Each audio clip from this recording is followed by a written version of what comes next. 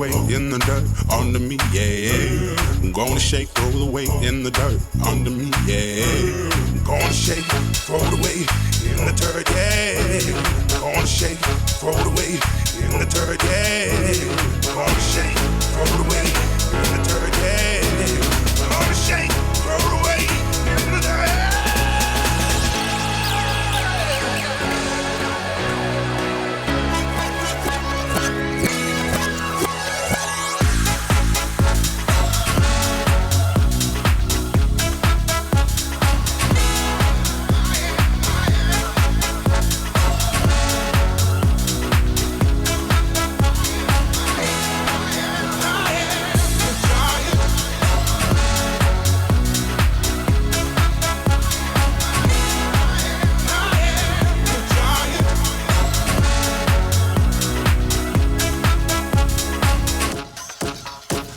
Welcome to UEFA Euro 2024. The wait is over. The anticipation of 24 nations.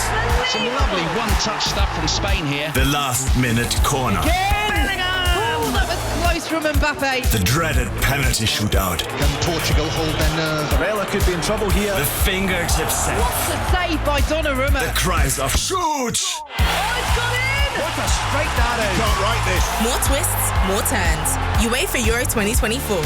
Tomorrow, Serbia versus England. Watch on iPlayer, listen on BBC Sounds.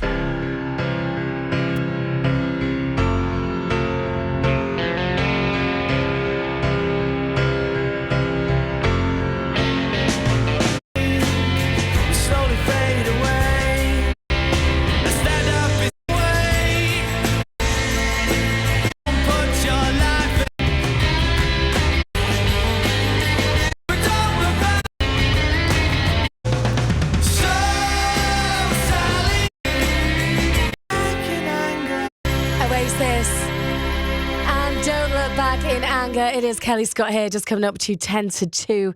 Thank you so very much for joining me now. The month of June is Pride Month right around the world, and it's dedicated to the celebration and commemoration of lesbian, gay, bisexual and transgender pride.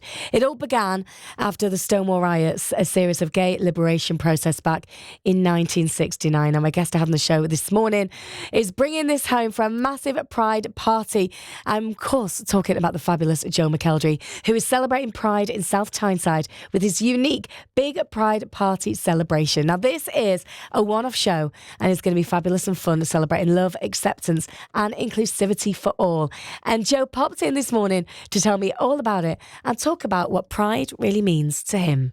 It's going to be a real party, and obviously it's a different kind of show to normal for me. I know obviously I do fun concerts anyways, but I think with a Pride one you can kind of go the extra mile. Confetti, glitter, sparkles. I was going to say, we don't have to ask like more than once for sparkles. You'd be like, yes, I'm in 100%. Well, my tech team, bless them, the other day I was out on a run, and a lot of my ideas come to us when I'm out running.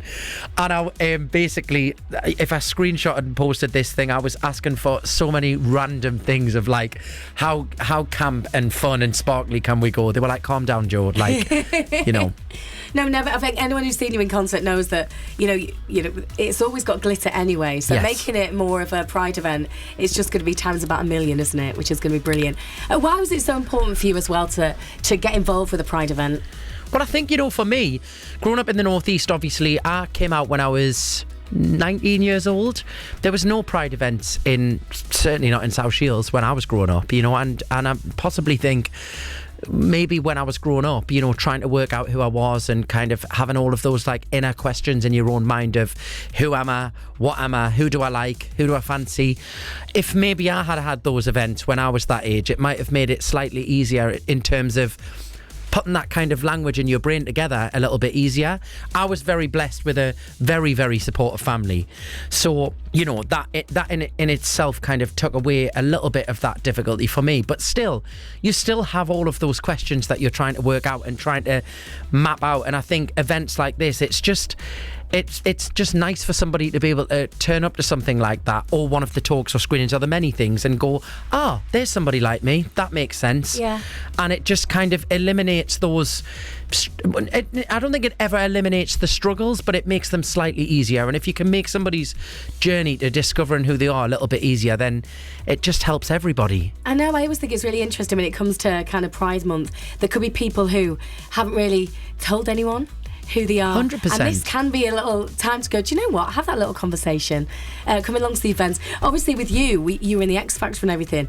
Your coming out was very public, which is very different from other people, because yours was in the newspaper, wasn't it? It was. And I think there's a little bit of a kind of myth. I think people assume that I went onto the show and all of my family and friends knew that I was gay, and that it was like this secret that I kept from everyone. Nobody knew. I wasn't out to anybody when I went on the show, and I was still working out who I was. And I remember going and sitting in, it was like a press roundtable interview pretty early on of the live shows of X Factor, and the journalists at the time, fair play, they were doing their job. They're news journalists, and the X Factor was the biggest TV show on television at the time, but they were hammering us with these like really, really personal questions, and I was not prepared for that at all. Never mind as just a human being, but as an 18-year-old boy who I'd never left the Northeast before in terms of like a working environment, and you go into this room and I didn't know the answers to those questions.